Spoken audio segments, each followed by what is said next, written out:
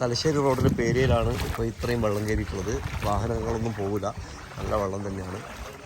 Thalassery Bavali main road പേരിയ 36 കവലക്ക് ആലാർ junction സമീപമാണ് ഇവിടെ ഇത്രയും വെള്ളം കയറിയിട്ടുള്ളത്.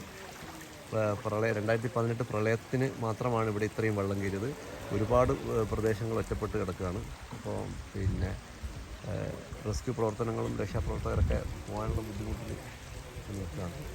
അപ്പോൾ ഇതാണ് ഇന്ന് ഇവിടുത്തെ അവസ്ഥ.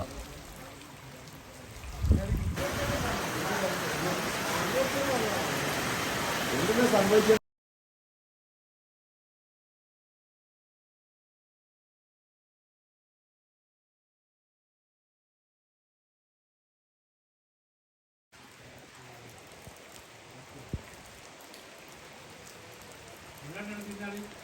അതാണ് സേഫാ.